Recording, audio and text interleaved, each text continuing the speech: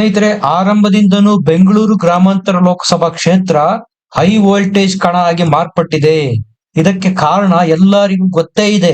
ಈಗಾಗಲೇ ಬಿಜೆಪಿ, ಕಾಂಗ್ರೆಸ್ ಮತ್ತು ಜೆಡಿಎಸ್ ಮೂರೂ ಪಕ್ಷಗಳು ತಮ್ಮದೇ ಆದ ಸರ್ವೆಗಳನ್ನ ಈ ಕ್ಷೇತ್ರದಲ್ಲಿ ಮಾಡಿಸಿವೆ. ಖುದ್ದು ಕಾಂಗ್ರೆಸ್ನವರೇ ಹೇಳುವಂತೆ ಈ ಕ್ಷೇತ್ರದಲ್ಲಿ ಈ ಬಾರಿ ಡಿ.ಕೆ. ಸುರೇಶ್ ಅವರ ಗೆಲುವು ಕಷ್ಟ. ಈ ಕ್ಷೇತ್ರದಲ್ಲಿ ಡಾಕ್ಟರ್ ಮಂಜುನಾಥ್ ಅವರು ಡಿ.ಕೆ. ಸುರೇಶ್ ಗಿಂತ ಒಂದು ಹೆಜ್ಜೆ ಮುಂದಿದ್ದಾರೆ ಅನ್ನುವಂತ ರಿಪೋರ್ಟ್ ನ ಸ್ವತಃ ಕಾಂಗ್ರೆಸ್ನವರು ಸಹ ಒಪ್ಕೊಳ್ತಾ ಇದ್ದಾರೆ. ಹಾಗಾದ್ರೆ ಡಿ.ಕೆ. ಸುರೇಶ್ ಅವರೇನಾದ್ರೂ ಬೆಂಗಳೂರು ಗ್ರಾಮಾಂತರ ಸಂಸದ ಕ್ಷೇತ್ರದಿಂದ ಸೋತ್ರೆ ಅವರ ಭವಿಷ್ಯ ಏನು? ಯಾಕಂದ್ರೆ ಮುಂದಿನ 4 ವರ್ಷ ಯಾವುದೇ ಚುನಾವಣೆ ಇಲ್ಲ. ಅಲ್ಲಿಯವರೆಗೂ ಕಾಯ್ತಾರಾ ಅಥವಾ ಮುಂದಿನ ಲೋಕಸಭಾ ಚುನಾವಣೆ 2029 ಲೋಕಸಭಾ ಚುನಾವಣೆವರೆಗೂ ಡಿ.ಕೆ. ಸುರೇಶ್ ಅವರು ಕಾಯ್ತಾರಾ?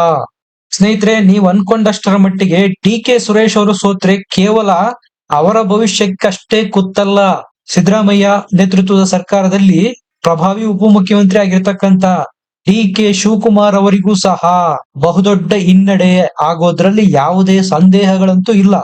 ಹಾಗಾದ್ರೆ ಒಂದು ಪಕ್ಷ ಬೆಂಗಳೂರು ಗ್ರಾಮಾಂತರದಿಂದ ಡಿ.ಕೆ. ಸುರೇಶ್ ಅವರೇನಾದ್ರೂ ಸೋತರೆ ಡಿ.ಕೆ. ಶಿವಕುಮಾರ್ ಅವರು ಸುಮ್ನೆ ಕೈಕಟ್ಟಿ ಕುಳಿತುಕೊಳ್ತಾರಾ? ಇದಕ್ಕೆ ಉತ್ತರ ಸಾಧ್ಯನೇ ಇಲ್ಲ. ಹಾಗಾದ್ರೆ ಏನ್ ಪ್ಲಾನ್ ಮಾಡಿರಬಹುದು? ಇದರ ಬಗ್ಗೆ ಸಂಪೂರ್ಣವಾಗಿ ಮಾಹಿತಿ ಕೊಡ್ತೀನಿ. ದಯಮಾಡಿ ನಮ್ಮ ಚಾನೆಲ್ ನ ಸಬ್ಸ್ಕ್ರೈಬ್ ಮಾಡಿ, ವಿಡಿಯೋನ ಲೈಕ್ ಮಾಡಿ, ಶೇರ್ ಮಾಡಿ.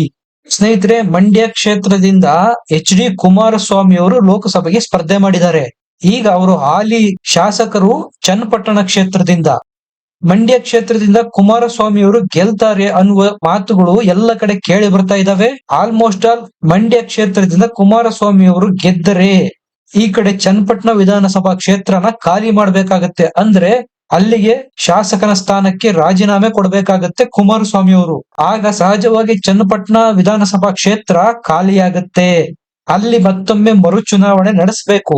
ಇಲ್ಲಿ ಶುರುವಾಗುತ್ತೆ ನೋಡಿ ಡಿ.ಕೆ. ಶಿವಕುಮಾರ್ ಅವರ ಆಟ. ಅಕಸ್ಮಾತ್ ಏನಾದ್ರು ಬೆಂಗಳೂರು ಗ್ರಾಮಾಂತರ ಲೋಕಸಭಾ ಕ್ಷೇತ್ರದಿಂದ ಡಿ.ಕೆ. ಸುರೇಶ್ ಅವರು ಸೋತ್ರೆ ಡಿ.ಕೆ. ಶಿವಕುಮಾರ್ ಅವರು ಡಿ.ಕೆ. ಸುರೇಶ್ ಅವರನ್ನ ಚನ್ನಪಟ್ಟಣ ವಿಧಾನಸಭಾ ಕ್ಷೇತ್ರದಿಂದ ಕಾಂಗ್ರೆಸ್ ಅಭ್ಯರ್ಥಿ ಮಾಡುವ ಎಲ್ಲ ಸಾಧ್ಯತೆಗಳು ಇದಾವೆ. ತಮ್ಮ ಲೋಕಸಭಾ ಚುನಾವಣೆಯಲ್ಲಿ ಸೋತ್ರೇನಂತೆ ವಿಧಾನಸಭಾ ಚುನಾವಣೆಗೆ ಗೆಲ್ಲಿಸಿಕೊಂಡು ಬರ್ತೇನೆ ಅನ್ನೋದು ಡಿ.ಕೆ. ಶಿವಕುಮಾರ್ ಅವರು ಮಾಡಿರ್ತಕ್ಕಂಥ ಪ್ಲಾನು. ಡಿ.ಕೆ. ಸುರೇಶ್ ಅವರು ವಿಧಾನಸಭಾ ಪ್ರವೇಶ ಮಾಡೋದ್ರಿಂದ ಡಿ.ಕೆ. ಶಿವಕುಮಾರ್ ಅವರಿಗೆ ದೊಡ್ಡ ಆನೆ ಬಲ ಬಂದಂತಾಗತ್ತೆ. ಹಾಗಾಗಿ ಡಿ.ಕೆ. ಶಿವಕುಮಾರ್ ಅವರು ಪ್ಲಾನ್ ಮಾಡಿದರೆ ರಾಷ್ಟ್ರ ರಾಜಕಾರಣದಿಂದ ಅವರನ್ನು ರಾಜ್ಯ ರಾಜಕಾರಣಕ್ಕೆ ಕರೆತರಬೇಕು ಅಂತ. ಅದು ಚನ್ನಪಟ್ಟಣ ವಿಧಾನಸಭಾ ಕ್ಷೇತ್ರದ ಮರು ಚುನಾವಣೆಯಲ್ಲಿ. ಸ್ನೇಹಿತರೆ, ಇನ್ನೂ ಒಂದು ಇಂಟ್ರೆಸ್ಟಿಂಗ್ ಫ್ಯಾಕ್ಟ್ ಏನಪ್ಪಾ ಇಲ್ಲಿ ಅಂದ್ರೆ, ಅಕಸ್ಮಾತ್ ಕುಮಾರಸ್ವಾಮಿ ಅವರು ಮಂಡ್ಯ ಕ್ಷೇತ್ರದಿಂದ ಗೆದ್ದರೆ ಚನ್ನಪಟ್ಟಣಕ್ಕೆ ರಾಜೀನಾಮೆ ಕೊಡ್ತಾರೆ. ಆಗ ಜೆಡಿಎಸ್ ನಿಂದ ಅಭ್ಯರ್ಥಿಯನ್ನ ಹಾಕ್ತಾರಾ ಅಥವಾ ಬಿಜೆಪಿಯಿಂದ ಅಭ್ಯರ್ಥಿಯನ್ನ ಹಾಕ್ತಾರಾ? ಬಹಳ ಇಂಟ್ರೆಸ್ಟಿಂಗ್. ಯಾಕೆ ಅಂದ್ರೆ ಬಿಜೆಪಿ ಮತ್ತು ಜೆಡಿಎಸ್ ನವರು ಮೈತ್ರಿ ಮಾಡಿಕೊಂಡು ಲೋಕಸಭಾ ಚುನಾವಣೆನ ಎದುರಿಸ್ತಾ ಇದ್ದಾರೆ. ಈ ಮೈತ್ರಿ ವಿಧಾನಸಭೆಗೂ ಅಪ್ಲೈ ಆಗುತ್ತಾ? ಮೂಲಗಳ ಪ್ರಕಾರ ಇದು ಅಪ್ಲೈ ಆಗುತ್ತೆ ಅಂತಾರೆ ಬಿಜೆಪಿ ಮತ್ತು ಜೆಡಿಎಸ್ ನ ನಾಯಕರು. ಬಿಜೆಪಿ ಮತ್ತು ಜೆಡಿಎಸ್ ನ ಒಮ್ಮತದ ಅಭ್ಯರ್ಥಿಯಾಗಿ ಯಾರನ್ನ ಕಣಕ್ಕಿಳಿಸ್ತಾರೆ? ಇದು ಈಗ $1 ಮಿಲಿಯನ್ ಪ್ರಶ್ನೆ. ಒಂದರ್ಥದಲ್ಲಿ ಹೇಳ್ಬೇಕಂದ್ರೆ ಸಿ.ಪಿ. ಯೋಗೇಶ್ವರ್ ಅವರು ಕುಮಾರಸ್ವಾಮಿಗಿಂತ ಹಿಂದೆನೆ ಈ ಚನ್ನಪಟ್ಟಣ ಕ್ಷೇತ್ರದಿಂದ ಸ್ಪರ್ಧೆ ಮಾಡಿ MLA ಆಗಿದ್ದಂತವ್ರು. ನಂತರ ಈ ಕ್ಷೇತ್ರದಲ್ಲಿ ಕುಮಾರಸ್ವಾಮಿ ಅವರ ವಿರುದ್ಧ ಸೋತ್ರು. ಆದ್ರೆ ಈ ಕ್ಷೇತ್ರಕ್ಕೆ ಅವರೇ ಹಳಬರು. ಬಿಜೆಪಿಗೆ ಈ ಕ್ಷೇತ್ರದಲ್ಲಿ ಯಾವುದೇ ಹಿಡಿತ ಇಲ್ಲ. ಅಲ್ಪ ಸ್ವಲ್ಪ ಮತ ಏನಾದ್ರೂ ಬರೋದಿದ್ರೆ ಅದು ಸಿ.ಪಿ. ಯೋಗೇಶ್ವರ್ ಅವರ ಹೆಸರಿಂದ ಮಾತ್ರ. ಸಿ.ಪಿ. ಯೋಗೇಶ್ವರ್ ಅವರು ಚನ್ನಪಟ್ಟಣ ಕ್ಷೇತ್ರಕ್ಕಾಗಿ ತಮ್ಮದೇ ಆದಂತ ಕೊಡುಗೆಗಳನ್ನು ನೀಡಿದ್ದಾರೆ. ಕ್ಷೇತ್ರಕ್ಕೆ ನೀರು ತಂದ ಭಗೀರಥ ಅನ್ನುವಂತಹ ಹೆಸರು ಸಹ ಚನ್ನಪಟ್ಟಣದಲ್ಲಿ ಸಿ.ಪಿ. ಯೋಗೇಶ್ವರ್ ಅವರ ಬೆನ್ನಿಗಿದೆ. ಸಿ.ಪಿ. ಯೋಗೇಶ್ವರ್ ಅವರನ್ನು ಬಿಟ್ರೆ ಬಿಜೆಪಿಯ ಸಾಧನೆ ಈ ಕ್ಷೇತ್ರದಲ್ಲಿ ಹೇಳಿಕೊಳ್ಳುವಂತದ್ದೇನೂ ಇಲ್ಲ. ಹಾಗಾದ್ರೆ ಸಿ.ಪಿ. ಯೋಗೇಶ್ವರ್ ಅವರನ್ನು ಈ ಕ್ಷೇತ್ರದಿಂದ ಕಣಕ್ಕಿಳಿಸ್ತಾರಾ? ಕುಮಾರಸ್ವಾಮಿ ಅವರು ಮಾಡಿರೋ ಪ್ಲಾನ್ ಏನಪ್ಪಾ ಅಂದ್ರೆ, ತಮ್ಮ ಮಗನನ್ನು ಈಗಾಗಲೇ ರಾಮನಗರದಲ್ಲಿ ಒಮ್ಮೆ ಸೋತಿದ್ದಾರೆ. ಮಂಡ್ಯ ಕ್ಷೇತ್ರದಲ್ಲೂ ಸಹ 2019ರಲ್ಲಿ ಸುಮಲತಾ ಅವರ ವಿರುದ್ಧ ಸೋತಿದ್ದಾರೆ.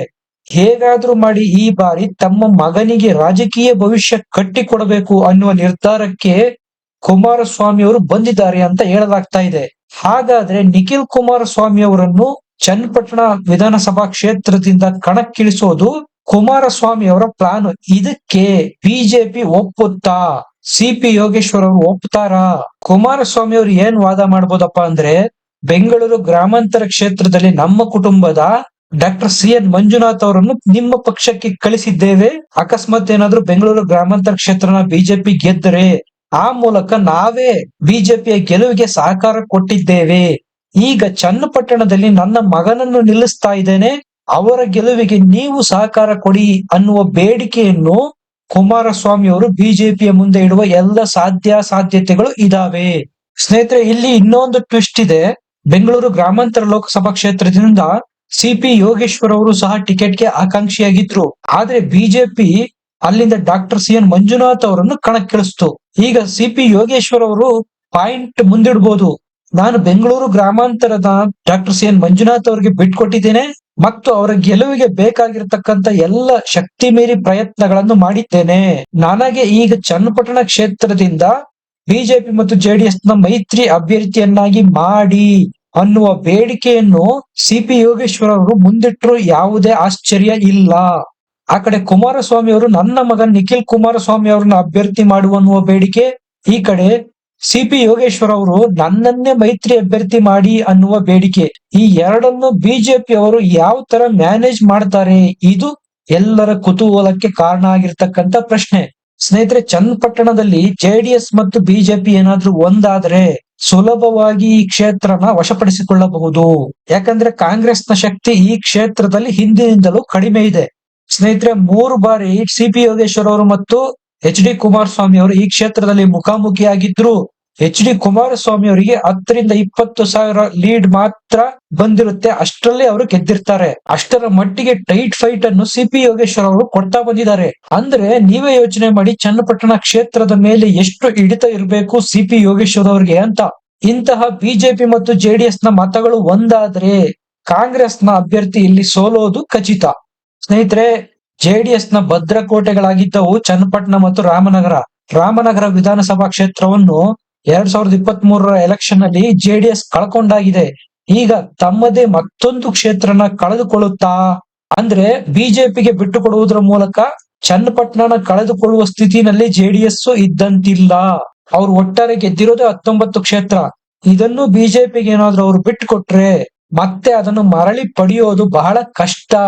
ಇದು ಸಹ JDS ನ ದಳಪತಿ HD ಕುಮಾರಸ್ವಾಮಿ ಅವರ ಮನಸ್ಸಿನಲ್ಲಿ ಕೊರಿತಾ ಇರ್ತಕ್ಕಂತ ಪ್ರಶ್ನೆ. ಸ್ನೇಹಿತರೆ, ಅಕಸ್ಮಾತ್ ಏನಾದ್ರೂ ನಮ್ಮ ಊಹೆ ಸರಿಯಾಗಿ DK ಶಿವಕುಮಾರ್ ಅವರು ಬೆಂಗಳೂರು ಗ್ರಾಮಾಂತರ ಕ್ಷೇತ್ರದಿಂದ ಏನಾದ್ರೂ DK ಸುರೇಶ್ ಅವರು ಸೋತರೆ, ತಮ್ಮನನ್ನು ಚನ್ನಪಟ್ಟಣ ಕ್ಷೇತ್ರದಿಂದ ಏನಾದ್ರೂ ಕಣಕ್ಕಿಳಿಸಿದ್ದೇ ಆದರೆ ಆಗ ಕಾಂಗ್ರೆಸ್ ನಿಂದ ಸ್ಟ್ರಾಂಗ್ ಅಭ್ಯರ್ಥಿ ಆದಂತಾಗುತ್ತೆ DK ಸುರೇಶ್ ಅವರು.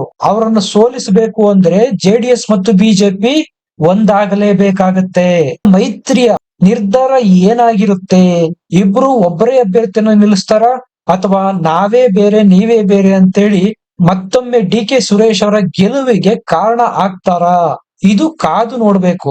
ಯಾಕಂದ್ರೆ ಲೋಕಸಭಾ ಚುನಾವಣೆ ಇನ್ನಷ್ಟೇ ಮುಗಿಯಬೇಕಾಗಿದೆ. ಅಕಸ್ಮಾತ್ ಏನಾದ್ರೂ ಕುಮಾರಸ್ವಾಮಿ ಅವರು ಮಂಡ್ಯದಿಂದ ಗೆದ್ರೆ ಖಾಲಿ ಆಗ್ತಕ್ಕಂತ ಚನ್ನಪಟ್ಟಣ ವಿಧಾನಸಭೆಗೆ ಎಲೆಕ್ಷನ್ ನಡೆಯುತ್ತೆ. ಸ್ನೇಹಿತರೆ, ಇದ್ರ ಬಗ್ಗೆ ನಿಮ್ಗೇನ್ ಅನ್ಸುತ್ತೆ? ಬೆಂಗಳೂರು ಗ್ರಾಮಾಂತರ ಫಲಿತಾಂಶ ಏನಾದ್ರೂ DK ಕುಟುಂಬಕ್ಕೆ ವ್ಯತಿರಿಕ್ತವಾಗಿ ಬಂದರೆ DK ಸುರೇಶ್ ಅವರು ಚನ್ನಪಟ್ಟಣದಿಂದ ಸ್ಪರ್ಧೆ ಮಾಡ್ತಾರಾ? ಹಾಗಾದ್ರೆ ಅವರಿಗೆ ವಿರೋಧಿಯಾಗಿ ನಿಖಿಲ್ ಕುಮಾರಸ್ವಾಮಿ ಅವರು ಸ್ಪರ್ಧೆ ಮಾಡ್ತಾರಾ ಅಥವಾ CP ಯೋಗೇಶ್ವರ್ ಅವರು ಸ್ಪರ್ಧೆ ಮಾಡ್ತಾರಾ? ನಿಮ್ಮ ಅನಿಸಿಕೆ ಅಭಿಪ್ರಾಯಗಳನ್ನು ಕಮೆಂಟ್ ಸೆಕ್ಷನ್ ಅಲ್ಲಿ ಬರೆದು ತಿಳಿಸಿ. ವಿಡಿಯೋನ ಲೈಕ್ ಮಾಡಿ, ಶೇರ್ ಮಾಡಿ, ನಮ್ಮ ಚಾನೆಲ್ ನ ಸಬ್ಸ್ಕ್ರೈಬ್ ಮಾಡಿ. ಮತ್ತೆ ಸಿಗೋಣ. ನಮಸ್ಕಾರ.